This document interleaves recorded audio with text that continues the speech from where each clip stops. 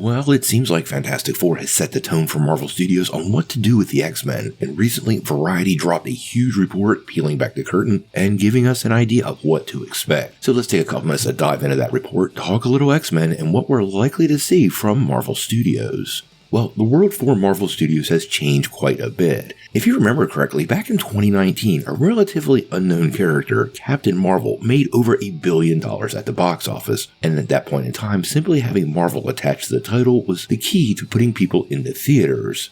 Now, since then, so much has changed, and the landscape for superhero movies is definitely not the same. We're celebrating both Fantastic Four and Superman's opening, but these are not the days of the past, and these numbers are not what we remember from just a few years ago. Now, to be fair, Variety is diving into this a little bit, and they've given us some introspective on what Marvel Studios thinks, and apparently Marvel is, quote, thrilled with the reboot's $218 million opening weekend. Now, it looks like the film is going to have some staying power because it's garnered quite a bit of positive reviews from fans and critics alike, and already surpassed those 20th Century Fox movies that just about killed the franchise. Now, one key to the Fantastic Four's success, though, is its budget, and Marvel Studios managed to keep it reasonable at about $200 million.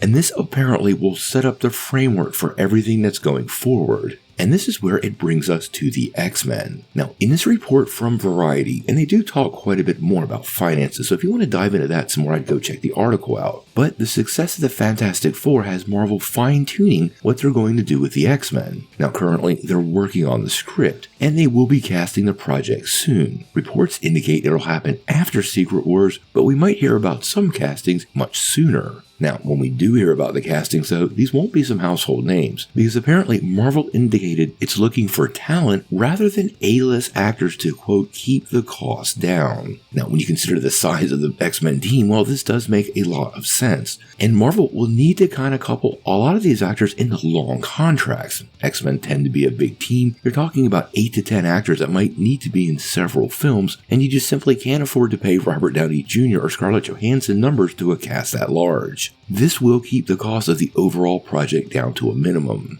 Actually, looking at what DC did with Superman, I think this is the roadmap. David Cornsweet was an established actor and been in quite a few projects, but he was not a household name. Casting him as Superman has been a big win, and one of the big parts of this win is DC Studios being able to keep their talent costs down. Actually, Nicholas Hoult was the highest paid actor on the cast, and none of these numbers really compare to what Marvel Studios has had to shell out for their old A-list Avengers team. So this is definitely going to be the roadmap moving forward. Who ends up on the cast? Well, I actually think many of the early rumors we're hearing are very unlikely to be true if this cost control methodology is super important to Marvel. Honestly, the X-Men are likely to be a huge hit for Marvel, and they gotta get these castings right. But if you're familiar with the history of superhero projects, you know there have been a lot of B-list or relatively unknown actors who have absolutely excelled in the roles of superhero characters, quite often making them household names. If Marvel is looking to lock in about 10 actors, most of them in their 20s for a 10-year contract, this is a solid strategy, and will definitely allow those faces and names to become very, very synonymous with the Marvel brand, something that's definitely been absent in Phase 4. We're going to get to know these X-Men pretty closely, and having them on screen almost every year or every other year, just like Robert Downey Jr. or Chris Evans were during Phase 1 through 3, that's going to be critical, and in order to do that, they have to control the costs. Obviously, we're following X-Men pretty closely, and once this casting news starts coming our way, we're going to bring it to you right away. But until we know more, what do you think? How do you feel about Marvel Studios looking to cast some relatively unknowns to bring the X-Men to life? And do you think this is a valid strategy to keep costs under control? Tell me what you think in the comments below. Before we take off, make sure you hit that like and subscribe button and ring the bell for all the updates. We do daily Marvel and DC news, and we want to bring you all the news truthfully and transparently so you're really in the know.